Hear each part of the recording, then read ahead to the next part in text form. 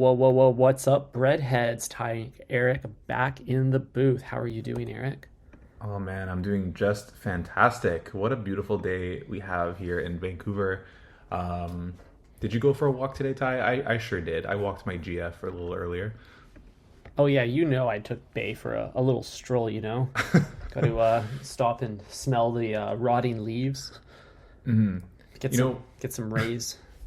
when exactly. When people say like, "Oh man, I don't know if I can have a dog because I have to like walk it all the time." They don't really seem to factor in like they're already having to walk their partner. Like you have to take your girlfriend on a walk anyway. So you might as well just bring the dog with you. That's true.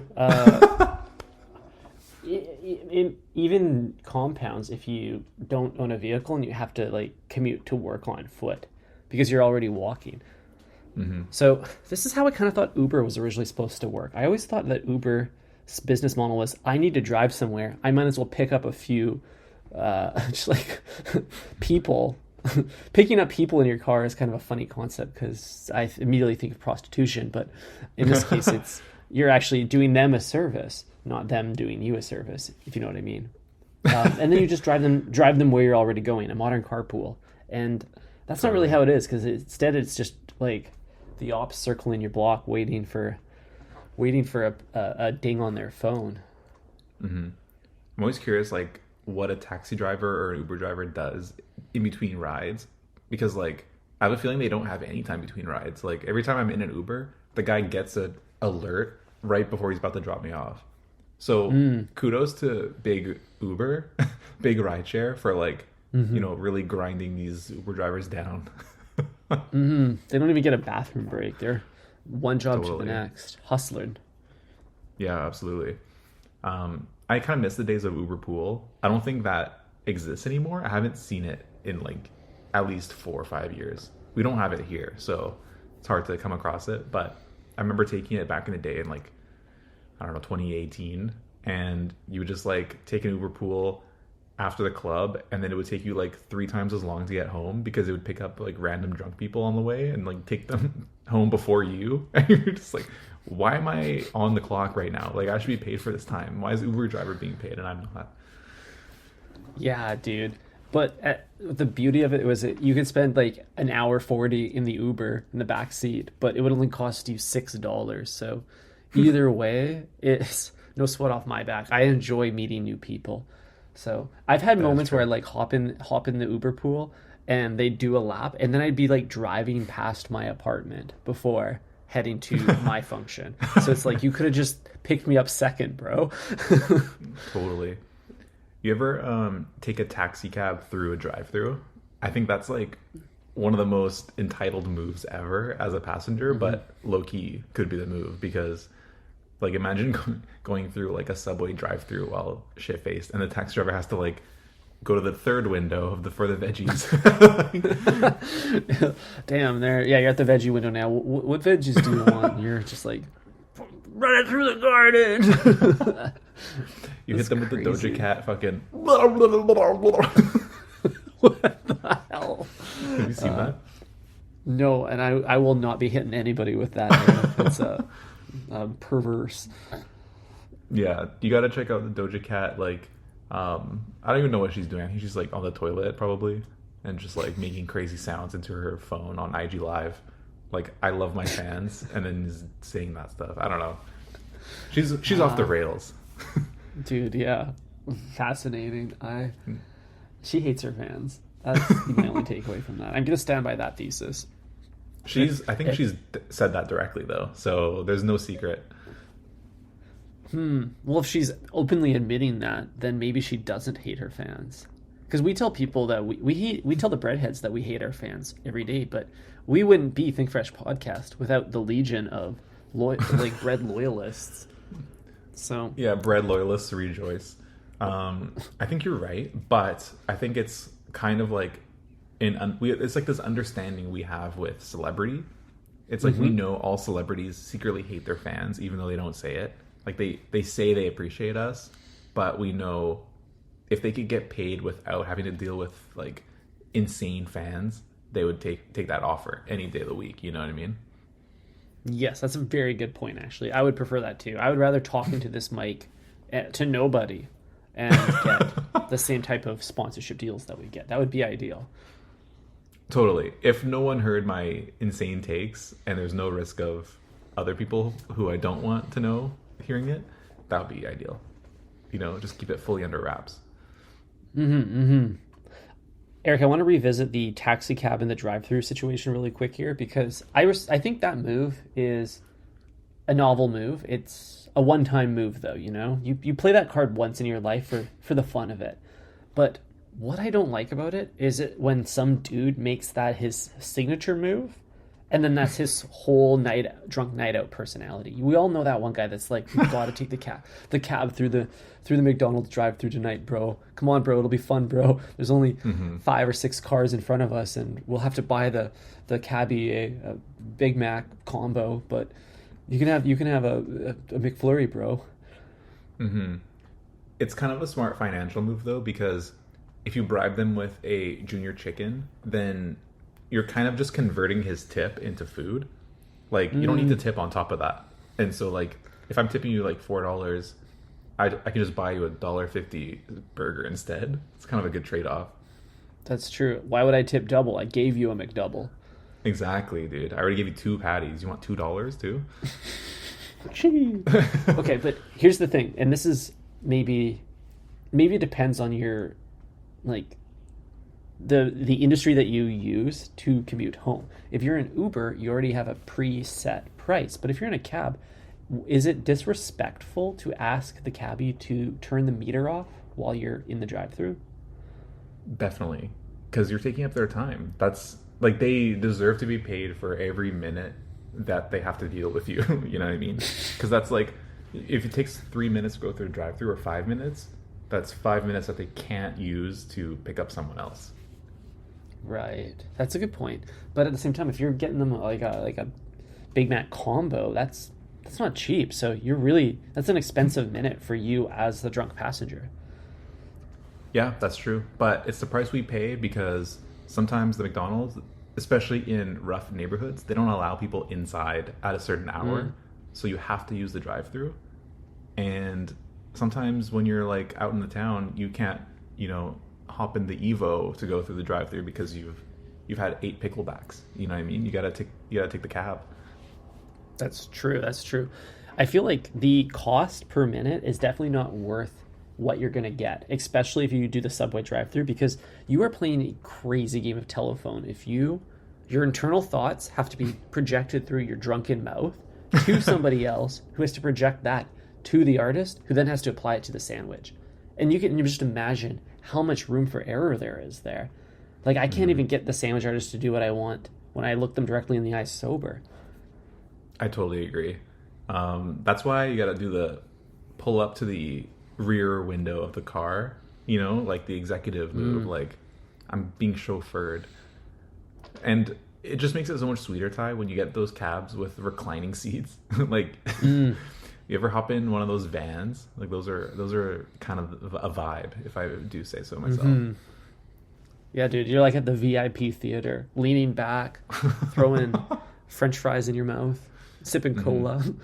Nothing better than hopping into a yellow van and like slamming the rear seat all the way back into like a full bed position and then taking a nap on the way home. Nice. The funny thing about that is, like, that's probably where the driver is going to be sleeping later tonight too. Yeah, it's maybe actually sad. Is it a yellow cab or is it an Airbnb? What's the difference? Yeah. Well, yeah, knowing Airbnb, we're not too far away from them putting the backs of minivans on their platform. Ty, today is a big day in the music world because we got a deluxe edition of For All the Dogs by Drake. Have you had a chance to listen to this? I know it's only been, 15 hours since it came out. Let me answer that question with this sound. Yes,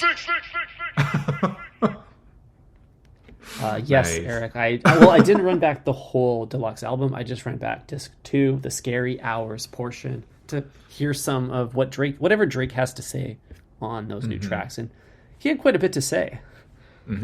He sure did. I didn't write down any. Do you have any? Do you have any lyrics that you came across? I listened to it front to back, but it was a little. It's kind of. He was in his rapidy rap bag, and so I was just kind of taking it in for what it was, you know.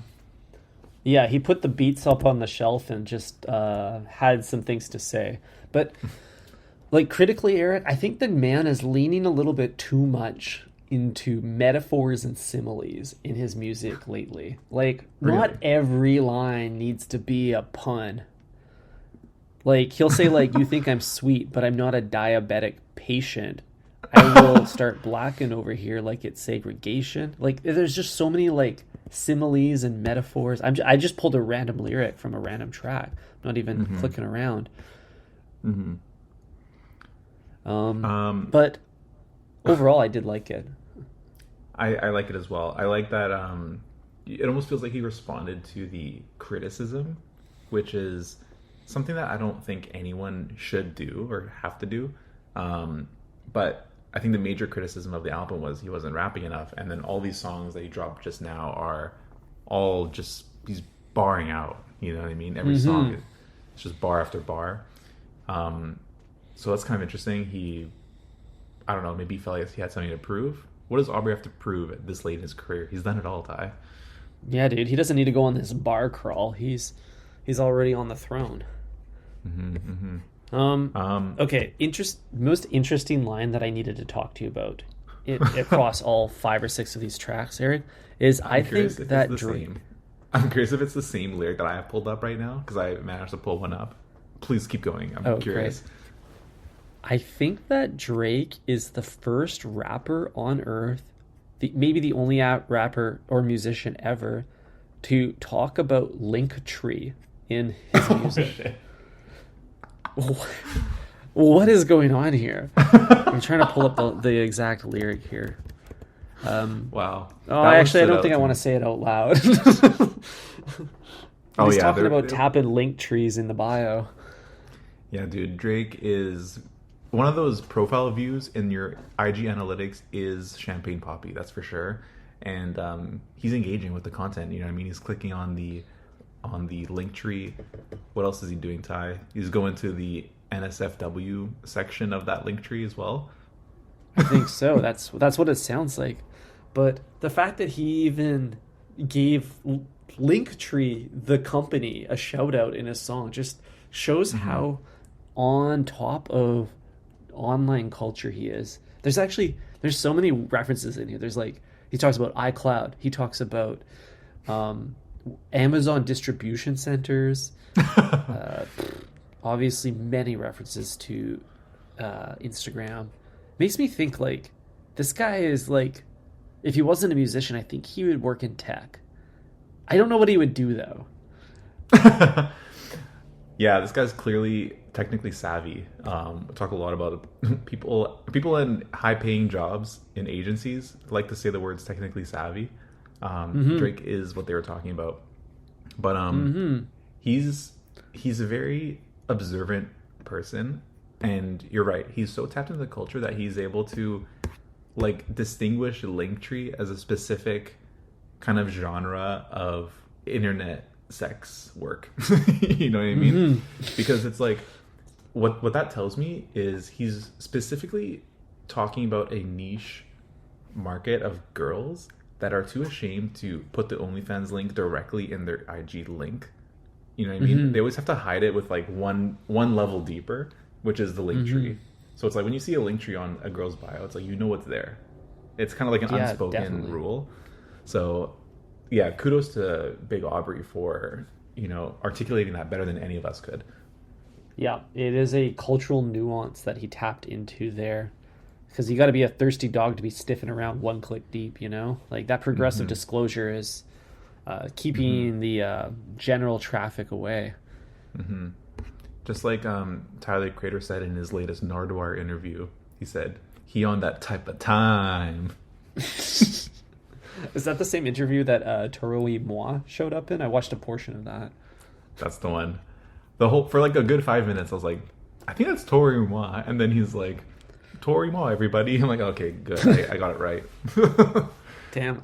I saw Toro in 2013, and he put on a pretty good show. Yeah, that was a long time ago. That was 10 years ago.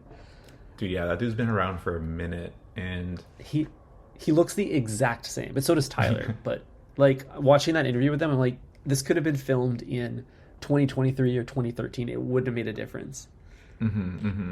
So there was actually, just to switch gears for like a hot second, there was a moment in the Nardwuar interview where Tyler said, not verbatim, but he said something like, "Enough with you rappers who are sneaker shopping and deep throating hot wings."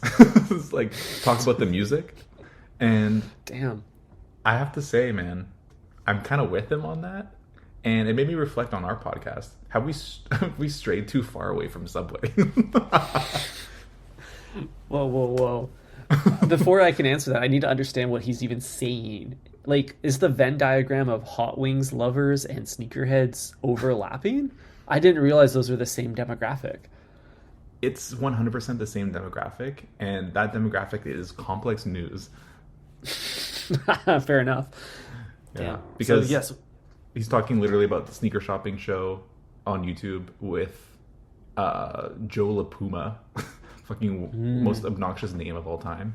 And then the other guy is the bald white guy who eats hot ones with like The Rock and people like that. Right. I think you're thinking of The Rock. No, well, he's not white, first of all. I forget his name, but he would have like all the rappers on his show, and they just talk about like embarrassing IG photos that they posted. I don't know, weird shit. His point is no one's talking directly about their music, their craft anymore. You know, it's all just funny games and shit. That's true. And honestly, I feel like a lot of Drake's lyrics in this newest disc was funny games. Not like there's a lot of rapping, but it's a lot of just wordplay, you know? He's having fun with the pen. There is one line, Ty. This is the one that stuck out the most to me. He called Taylor Swift an N-word. Oh, yeah. That caught me off guard. I think it's like the funniest thing I've ever heard Drake say, because just like referring to like Taylor Swift, it's like he's like calling Taylor Swift a brand and not a girl. You know what I mean? It's like Taylor Swift, the entity. He said, Taylor Swift, the only N-word that I ever rated. Only one could make me drop the album just a little later. You know what I mean? So he's bigging her up, but he's calling her a dude, which is really funny. Right. But he's or are they them? He's suggesting that he withheld his album release for because one of Taylor's dropped around the same time. That's what he's saying. Or hypothetically, he would. I don't know if he actually did, but she is the only person that would make him rethink his release day. No one else can fuck with him, is what he's saying. Right. So I guess he's speaking positively of Taylor Swift Incorporated. Taylor Swift is probably the biggest artist right now. She's probably bigger than Bad Bunny as well, right? I'm not clear on the numbers. Yeah, I don't run in the same circles that are made up of Bad Bunny fans, so it's really hard to say. Totally. Yeah. And then right before that line, he says, "Do right and kill everything." Do you remember what that's a reference to, Ty? Ice Spice? No, but that's... I don't know where that came from. That's a funny... Well, there was an Ice Spice reference. Like, he said something about someone munching a few tracks in. Oh, yeah. Fuck. I did pick up on that. I didn't realize it was... he was talking about Icy Spicy. But, yeah, do right and kill everything. That, if you take the first letter of each word, it spells Drake. Whoa. And that's a reference to a earlier song, I think, from probably Thank Me Later or So Far Gone, one of the first tapes he's done. Wow, that's a pretty deep cut for you to pull that out of that lyric. Good for you, Eric. Thank you. Yeah, lots to probably pick apart here. It's going to take me a few days. I do appreciate the Larry David reference. It's always nice when that man doesn't get enough attention. That's true. We got to give Larry David his flowers, while he's still alive. Can you read the lyric out? Because I don't remember what it was. Yeah, let me pull it up here. I'll fucking find out wherever y'all are celebrating. Pull up, park my Phantom on the curb like I'm Larry David. So he's clearly like the wordplay here is curb, as in the enthusiasm that he curbs, but Drake curbs his Phantom, which is very cool. Very cool line. That's very cool. I have oh, dude, I have a photo. Oh no, you go. I'm gonna hard pivot. Okay. Speaking of parking on the curb, I have a photo of us parking a Mercedes-Benz on the curb outside, like, our office. And then you're just standing beside it, and the car's, like, on the curb. I did such a horrible job parking it, but it's a rental, so I won't be gentle. Yeah, dude. Go easy on me. I got a gentle rental. There is a Mercedes reference in this. He says something about he asks if Mercedes makes hearses, which I've never considered before, is like getting a designer vehicle hearse. A hearse? What is a hearse? Like a man hearse? It's like a foot-long vehicle that you would put a casket in. Oh, yes. I think they probably will for Big Aubrey. Damn. Dude, Drake's love for Mercedes is honestly aspirational. Like, if I could like, I don't know, trace back, do like a 23andMe tracing of my love for Mercedes, Drake is probably one of the forefathers, I would say. A real trendsetter in the automobile industry. 100%. Accurate age, like, baby. If Drake never loved Mercedes, I don't even know if Virgil would have made the Maybach, Whoa, very true. I mean, Mercedes has been synonymous with rap culture, like, since the beginning. You know what I mean? And no matter what old-ass Mercedes you might own, there's, like, a rap video with that exact car in it. Like, it's just a guarantee. Like, even my car, you can find, like, an Ashanti video with her in it. You know what I mean? Like, that kind of level. Right. I get that. Or R&B, whatever it might be. That's very critically acclaimed then. Very cool. It is. Eric, the last lyric I wanted to mention to you on this disc was an interesting line that appears to shoot a shot at Mr. West. Oh. I'm sure you caught this lyric. I'll read it out loud to you. Every time you need me for a boost, I never hesitated. Every time that Yeezy called a truce, he had my head inflated. Thinking we gon' finally piece it up and get to levitating, realizing that everything premeditated. Damn is right. Like, I thought they were chill. Free Larry Hoover. Am I right? Yeah, I guess it's deeper than rap, I don't know what to say, man. I guess things didn't really work out, especially since Kanye kind of went off the rails, like, immediately after that concert. Like, his decline post Larry Hoover concert is like a straight line down to the bottom, rock bottom, if you will. So yeah, definitely. Yeah, it's hard to stay friends with someone like that, especially if you're, like, not really homies, just, like, professional acquaintances. You know what I mean? I can't see them actually being best friends. Yeah, I feel like it was like a one and done deal. It could have gone somewhere. It was like a first riot date, and then they were gone and out. And then Drake picks up a new toy, He's like, I want to play with Yachty now, or now he wants to play with J. Cole. And I don't think he should be giving J. Cole any airtime. That guy does not... I don't think he's deserving of that stage, but who am I to judge? Yeah, Drake's... he's gotten sick of finding new rappers to boost up. He's, like, now going and grave digging old rappers and like reviving their careers. He's playing God, Yeah, I'm looking forward to the Drake. Well, hopefully the Sixth God does a collab with Tupac next. 100%. If Tupac was in a Mercedes-Benz, he would have lived. You think so? Bulletproof glass? Maybe. He was in a BMW. He got gunned down in a BMW. So who knows? If it was that Mercedes Benz or maybe the Cybertruck bulletproof glass, he would have lived. If only Elon Musk was around. It's actually an interesting factor to consider when purchasing a vehicle is like, if I die in this vehicle, will it be brand propelling? 100%. Because when you die in a car, it just like, I don't know, magnifies the attention that you get from it. You know what I mean? Mm-hmm. Yeah, it just seems like an extreme way to die. Yeah, your name will be forever like synonymous with the make and model of that vehicle. You'll be on like Stats Canada. Totally. Damn. This is why I could never drive a Tesla ever again. I'm back to the Mercedes. I'm back to the German whips. It's got to be that. I get that. You know? I get that. Wow, that's crazy. It is. Makes me wonder now, do you know what the car was that they shot Tupac from? Because, like, clearly that one did its job. You know, they were able to flee the scene.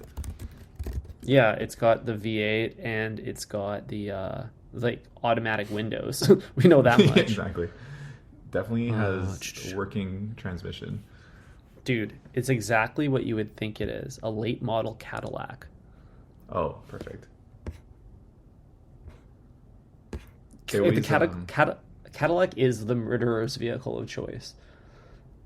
100%.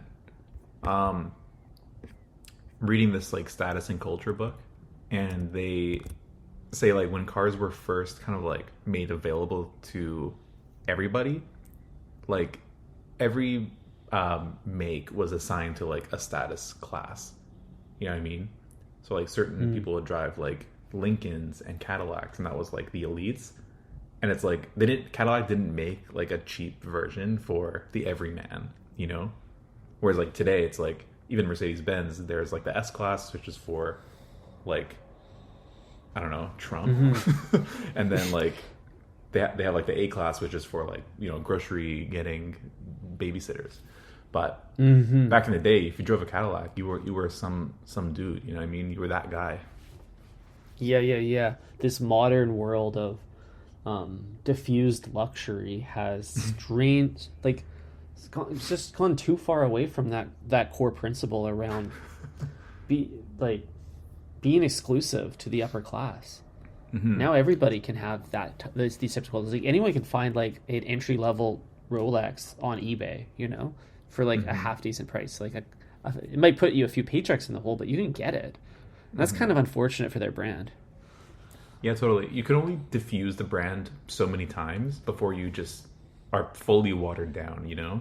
It's like you can release the cheaper one, but then like if you keep doing that every year, you can't go down far enough, you know what I mean? It'll just be too attainable, and then your brand is diluted, I guess. I guess so, yeah. It's like doing a stock split. So this is like a brand like Subway is, you were gonna go exactly. here too, weren't you? Yeah. Oh yeah. Okay, I want to hear your take. Okay, thanks for passing the torch, but I think this is why the signature menu and the classics menu, there's a clear divide. You know what I mean? If you're ordering from the signature menu, you're somebody. If you're ordering the classics, maybe you're dabbling, maybe you're just being a tourist in the low end of the menu, but that's, you know, optional at that point. The signature menu is where you should be. Totally. The signature and the classics, it's literally S class and C class. Oh shit. There you go. Wow. Sorted.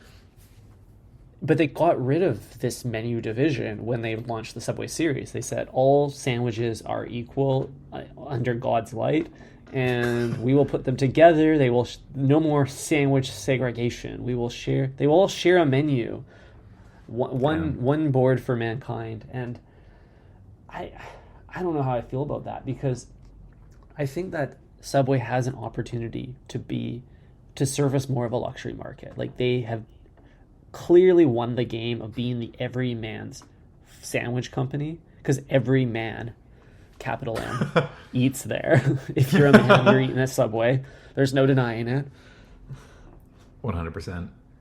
Yeah, right now the Subway menu it's the West Bank. You know what I mean? It's intermixed. There's, you know, cheaper sandwiches or more expensive sandwiches, vegetarian meat options, all in the same list. And there's no way to sort the list. Once you have like 12 options, that's like you're hitting the upper limits of what I can cognitively understand quickly. You know what I mean?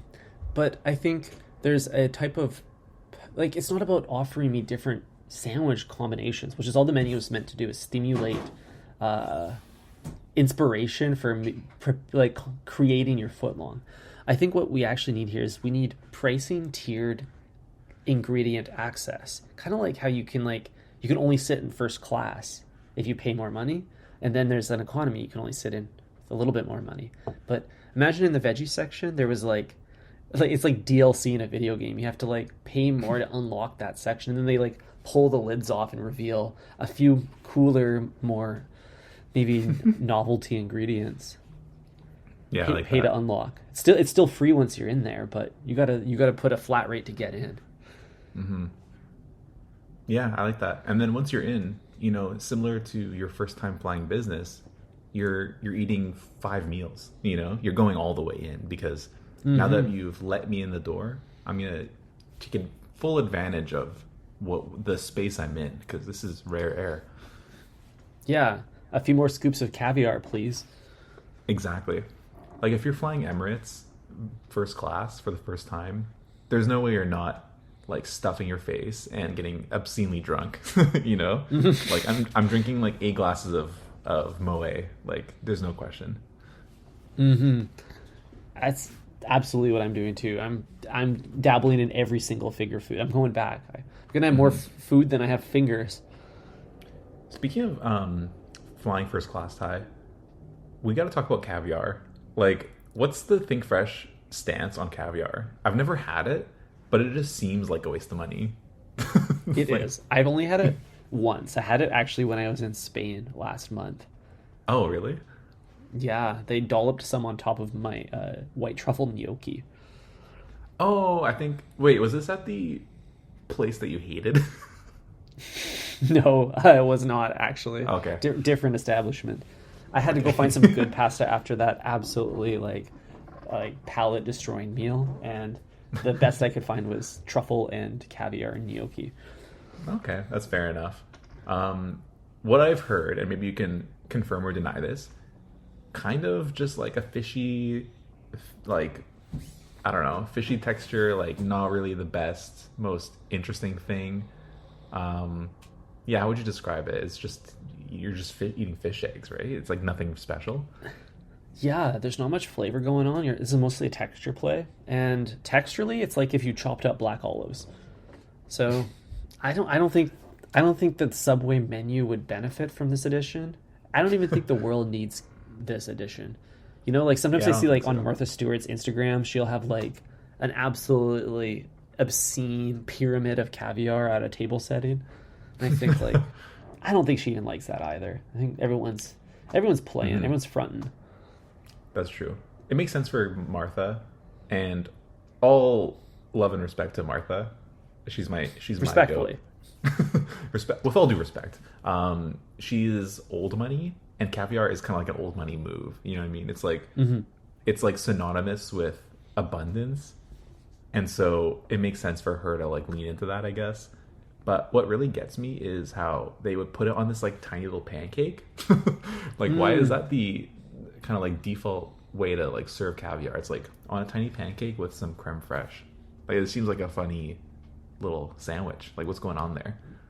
Yeah, what a goofy combo. Is this because rich people like love pancakes but they're too pedestrian? So you need to dress it up. Must be. I need to find like someone who is willing to like procure some caviar. Maybe at like some kind of catering thing where it's like a corporate dinner. Like that seems like the perfect place to like abuse the caviar and just like eat way too much of it and just get it out of the system. You know, like I kind of need to do that, I think. I think you just need to go down to Whole Foods and cop a couple tins from the fresh seafood section, bring them home, make yourself a little platter, whip up a pancake, keep the maple syrup in the cupboard, and see for yourself. Yeah. For some reason, buying it at a grocery store kind of feels wrong, you know? It definitely feels wrong. Even saying it out loud felt weird. I'm like, oh, you don't want to eat the Whole Foods caviar. Yeah.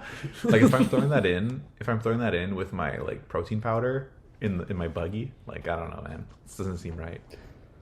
You said a few sentences ago that caviar is like a boomer play. It's old money food. What is the new money equivalent? I think truffles maybe are getting there. Like, I think they've like exploded in popularity, and there's also a aesthetic factor at play. Like, if freshly shaved truffles are hitting your plate, that's perfect for the IG, you know? So I think there's like an element of that. Anything where it's like easily Instagrammable, specifically for your story, that seems like a new money move. What do you think? Yeah. Yeah, I think that's a really safe answer. I'm trying to think about what I've seen gracing plates recently. I feel like it's really common to like shape food into little balls. You know, whatever it is, they'll pack it onto like a falafel type ball, and then that'll be the only element served on the plate. So I think it's no longer about an ingredient; it's about shapeware. It's like if Skims made food, the balls just got bigger. You know. Damn, they're compressive and supportive in all the right places. Am I crazy? You know what I'm talking about? Like you go to a fancy restaurant or you look on any restaurant's Instagram these days, all the food is arranged in little orbs. Yeah, I don't know about the orbs specifically, but I think you're right in that like there's a lot of skeuomorphism happening or like metaphorical like play with forms. You know what I mean? Like if you go to like a fancy French restaurant, maybe there's like a little stick of butter that's shaped into a rabbit, like that kind of thing. It is skeuomorphism. They're playing with the senses. It's foreshadowing for the rabbit ragu that you're about to eat.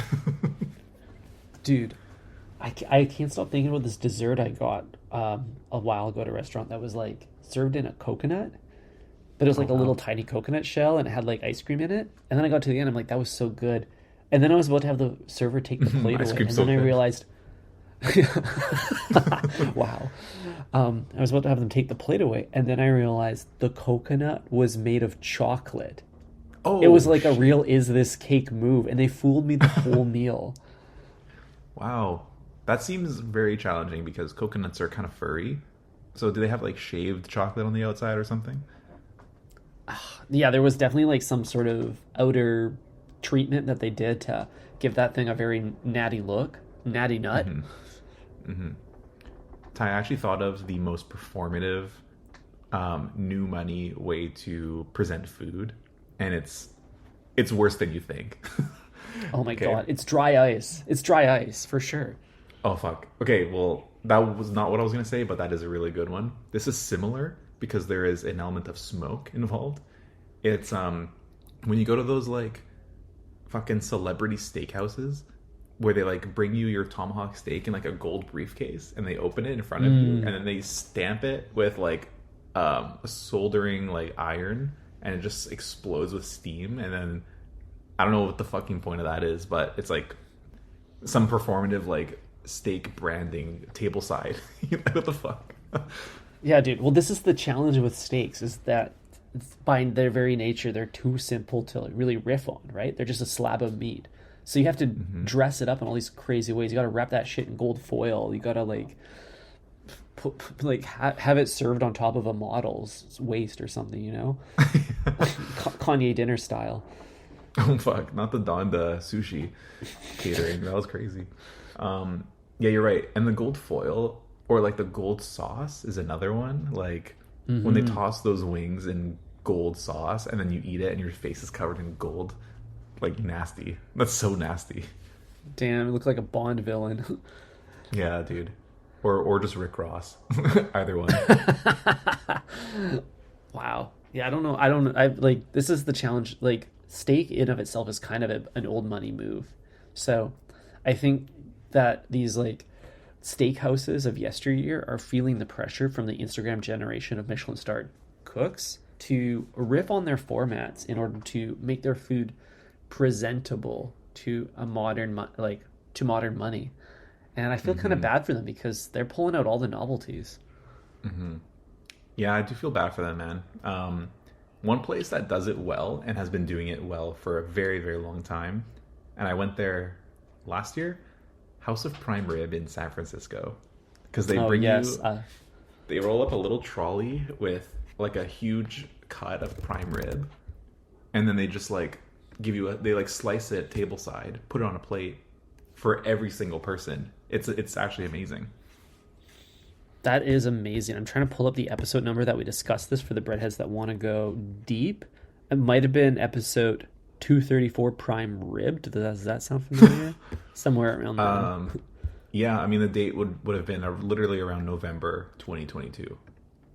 Perfect. So there you go, breadheads. You can date it yourself.